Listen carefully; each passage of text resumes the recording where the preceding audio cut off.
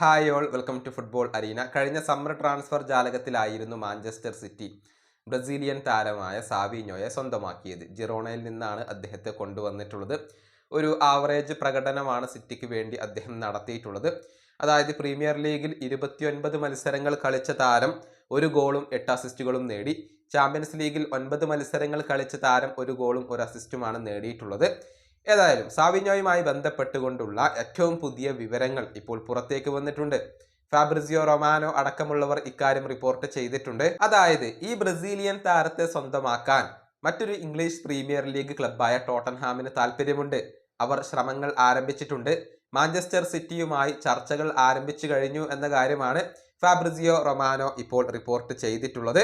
ഈ താരത്തിന് സ്പർസിലേക്ക് പോകുന്നതിൽ എതിർപ്പൊന്നുമില്ല. അദ്ദേഹവും ടോട്ടൻഹാമിലേക്ക് പോവാൻ ഒരുക്കമാണ് എന്ന കാര്യം ഇപ്പോൾ ഫാബ്രിസിയോ റൊമാനോ റിപ്പോർട്ട് ചെയ്തിട്ടുണ്ട്. കൂടുതൽ അവസരങ്ങൾ അവിടെ ലഭിക്കും എന്നാണ് സാവിഞ്ഞോ ഇപ്പോൾ പ്രതീക്ഷിക്കപ്പെടുന്നത്. ടോട്ടൻഹാമിന്റെ പുതിയ പരിശീലകനായ തോമസ് ഫ്രാങ്കിന് വളരെയധികം താല്പര്യമുള്ള താരമാണ് സാവിഞ്ഞോ. അതുകൊണ്ടാണ് ഈ വിങ്ങർക്ക് വേണ്ടിയുള്ള ശ്രമങ്ങൾ ടോട്ടൻഹാം ഇപ്പോൾ നടത്തിയിട്ടുള്ളത്. സാവിഞ്ഞോയെ കൈവിടാൻ ആദ്യം മാഞ്ചസ്റ്റർ സിറ്റിക്ക് താല്പര്യമൊന്നും ഉണ്ടായിരുന്നില്ല.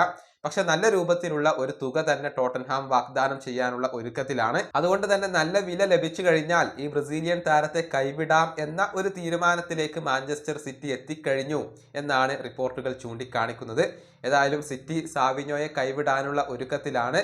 ചർച്ചകൾ ഫലം കണ്ടാൽ തീർച്ചയായും ടോട്ടൻഹാമിന്റെ ജേഴ്സിയിലായിരിക്കും ഇനി മുതൽ ഈ ഒരു ബ്രസീലിയൻ സൂപ്പർ താരം ഉണ്ടാവുക. ഈ വീഡിയോ അവസാനിപ്പിക്കുന്നു. അടുത്ത ടീമായി വീണ്ടും കാണാം.